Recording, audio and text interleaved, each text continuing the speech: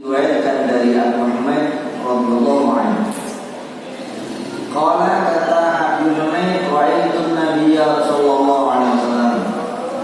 Ra'aitu an-Nabiyya. Saya melihat Nabi Muhammad sallallahu alaihi wasallam. Ini kemarin sudah kami sampaikan bahwa Rasulullah sallallahu alaihi wasallam itu bersabda, "Shallu kama ra'aitumuni usolli." Salatlah kalian sebagaimana kalian melihat salatku. Nah, melihat ini sekarang kita tidak bisa melihat Rasulullah SAW secara langsung bagaimana salatnya. Nah, bagaimana cara melihat Rasulullah salatnya adalah dengan cara mendengarkan, membaca ceritanya sahabat, bagaimana tata cara Rasulullah SAW sholat. Nah, ini katanya Abu Humaid, ra'aitu Nabiyya, saya melihat. Berarti kita meminjam matanya Abu Humaid untuk melihat bagaimana Rasulullah sholat. Kalau kita nggak bisa akses secara langsung ceritanya orang yang melihat itu bagaimana. Oleh karena itu, ini hadis sahih riwayat Bukhari. Ini kata Abu Humaid, saya melihat salatnya Nabi Muhammad SAW.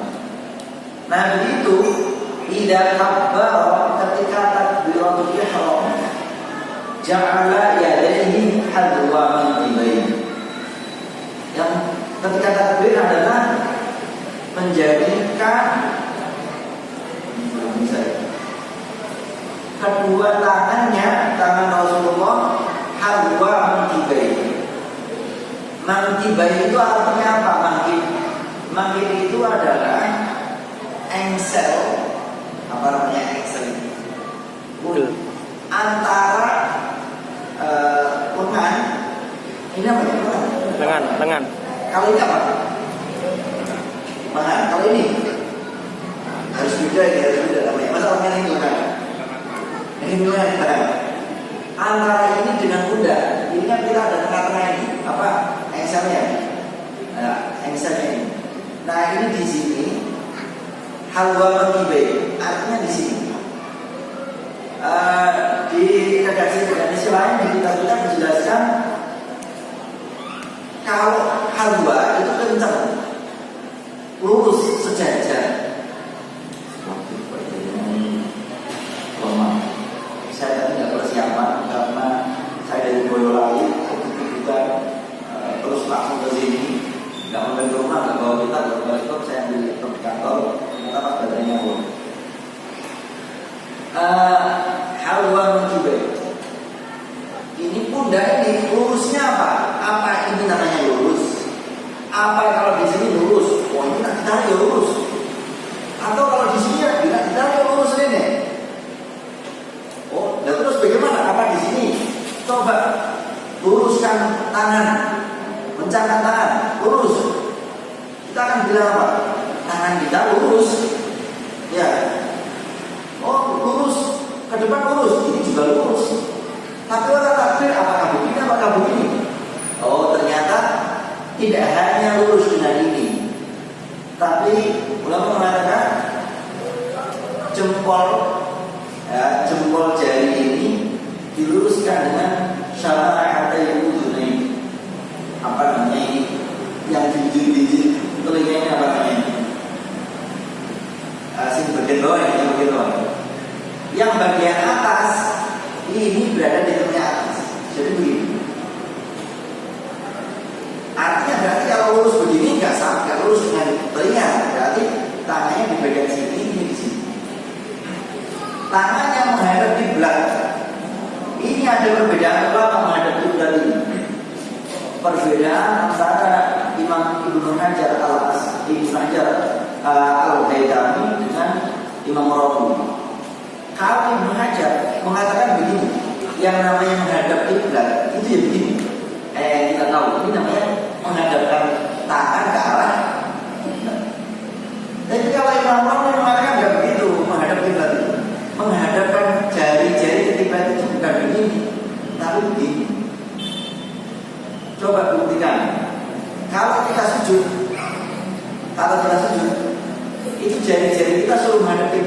jari-jarinya diangkat menghadap begini, apa ujungnya yang menghadap kiblat? Terus kemudian saat kita duduk di antara dua sujud, tangan kita ini menghadap kiblat, itu di atas kaki kita di atas lutut ini menghadap kiblatnya begini apa begini? Oleh karena itu kalau menurut Imam Romli ini menghadap kiblat jadi begini.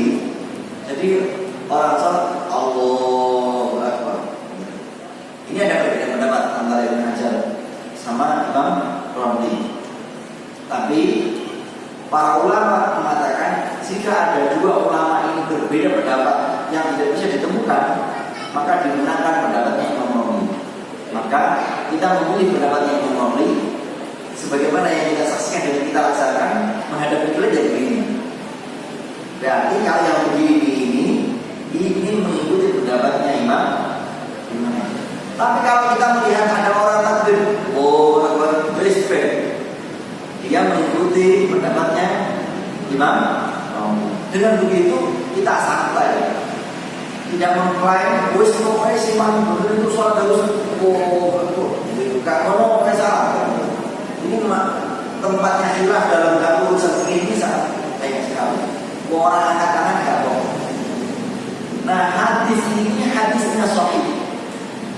Tapi apakah setiap hadis sahih pasti wajib? Jawabnya tidak. Ceritanya Abu Humaid ini, dia cerita kalau saya itu melihat Rasulullah sholat, beliau mengangkat kedua tangannya. Tapi seumpama ada orang sholat, takbirnya tanpa mengangkat kedua tangan, sholatnya batal apa tidak? Batal tidak? Ada orang sholat takbiratul ihram, sekadar dia, Allahu Akbar, sholatnya sah tidak? Sah. Loh, hadisnya sahih, Rasulullah sholat dengan mengangkat dua tangan. Tapi kita tak sholat berdino, nggak mesti ngangkatnya ini kan nggak mesti. Karena posisinya karena kalau dia Allahu Akbar, Allahu Akbar. Apakah itu sah? Sah saja. Karena menurut penelitian ulama, mengangkat tangan yang dilakukan oleh Rasulullah itu faedahnya bukan menunjukkan sebuah kewajiban. Meskipun hadisnya sahih, tapi tidak semua pengen hadis sahih lalu menunjukkan hati. Rasulullah itu kalau malam, kalau mau tidur membaca doa, misalnya hadisnya sahih. Oh, kalau hadisnya sahih Rasulullah tidur, berarti hukumnya tidur apa? Wajib. Apakah begitu? Tidak semua hadis sahih mesti mempunyai arti hukumnya wajib. Wa idza raka'a amkana yadayhi min rukbatayhi. Ketika Rasulullah wudu ini menekan kedua tangannya ke kedua lututnya. Ya, bagaimana yang saya contohkan kemarin. Kalau orang, ya, kalau kita itu dijelaskan begini.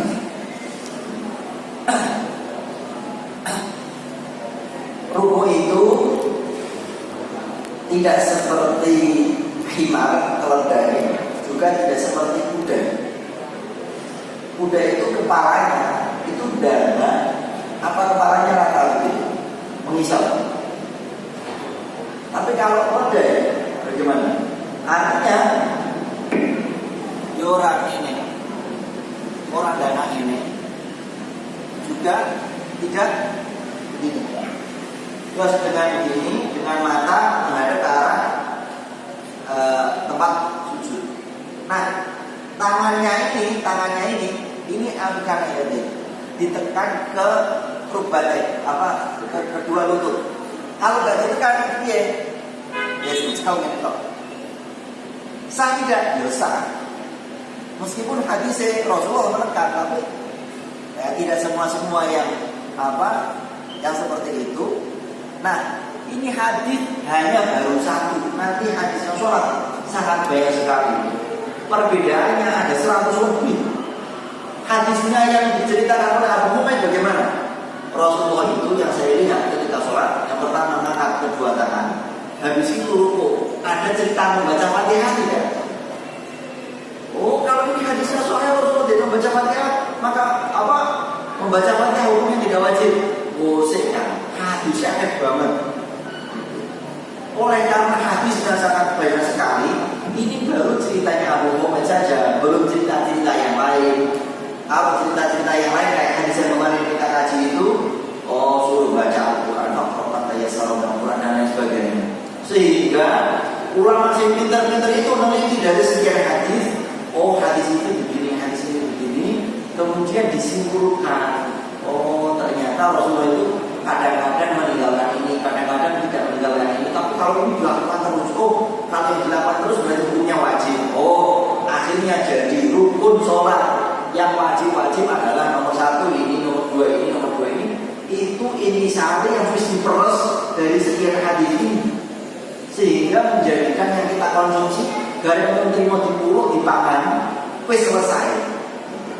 Gimana hadisnya? Nah dibikin hadis siji-siji mumet Pak.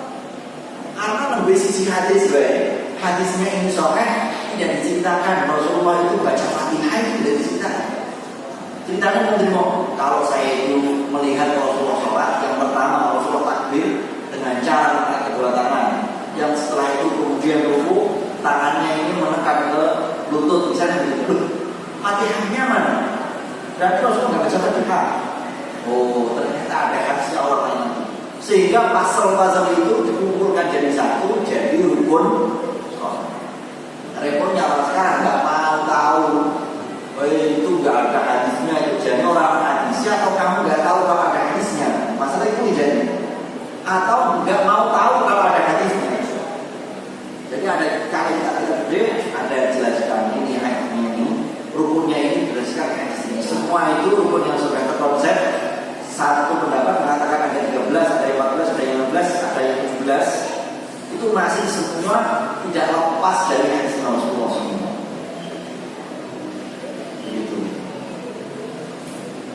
ثم حصر ظهره فإذا رفع رأسه استوى حتى يعود كل فقار مكانه فإذا سجد وضع يديه غير مفترش ولا موجودهما واستقبل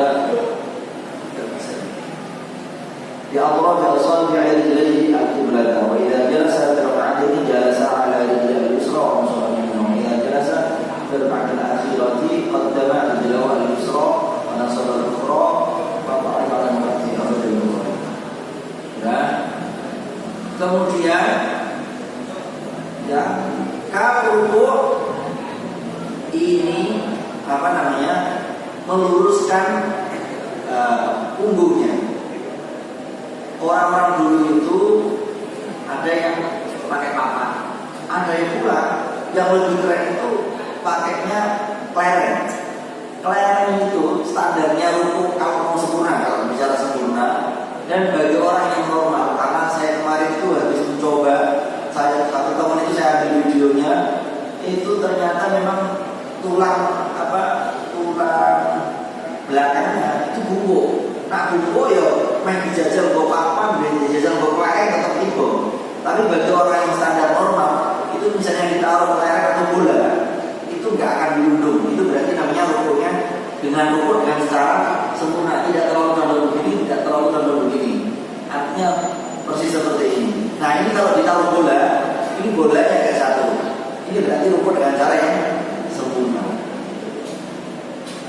Faidah rafa'a rasul istawa hatta ya'uda kullu faqarin makan.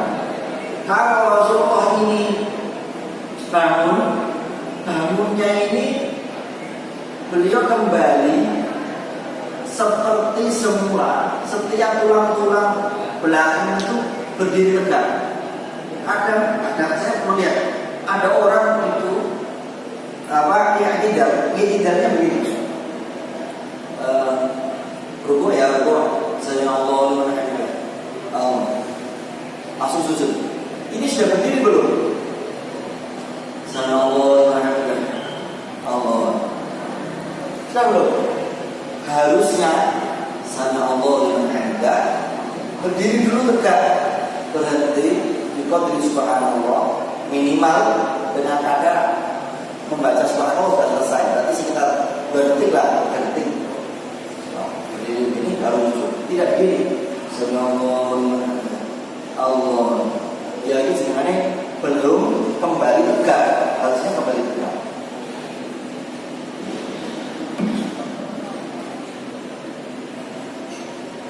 Fa'idha sajada wa wa'ajadahu ghayra muftarishin wala qawbidhima.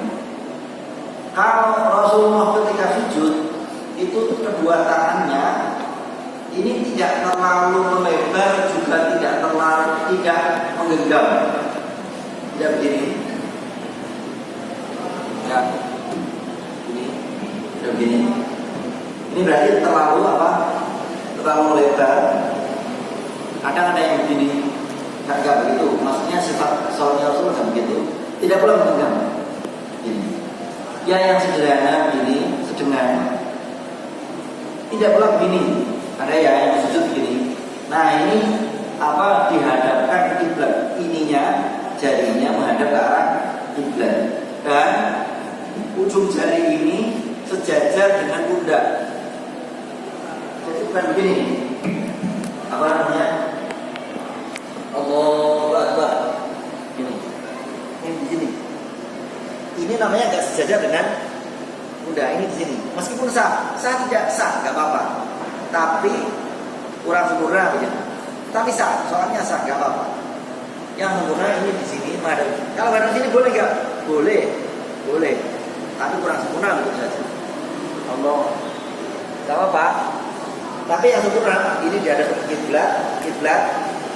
Tidak terlalu begini, tidak terlalu begini, tapi begini.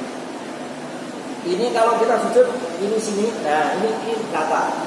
Nah, ini dengan ini sejajar. Tidak pula kayak anjing. Anjing itu gimana anjing? Ininya diangkat. Bagi laki-laki ya yang maskulin ini dibuka. Bagi perempuan dempet.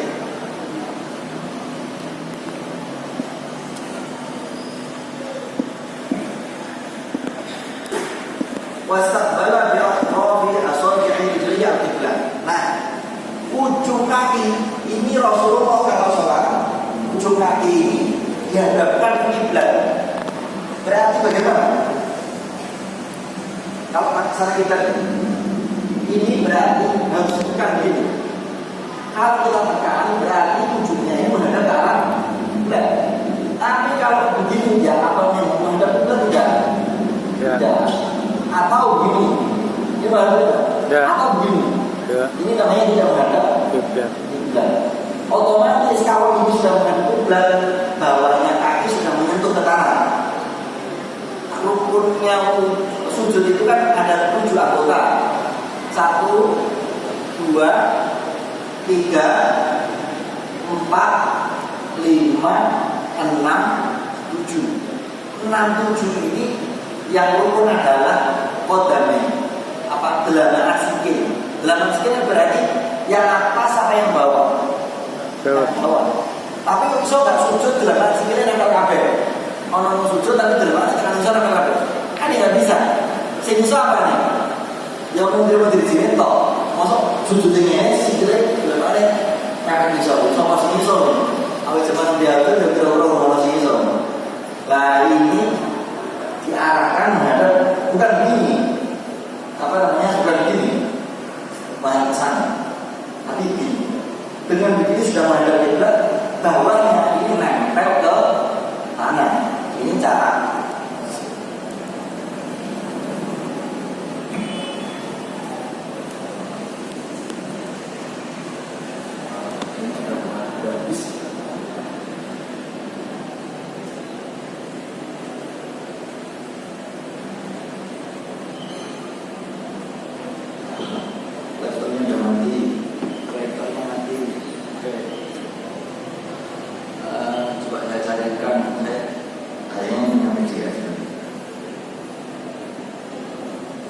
Tunggu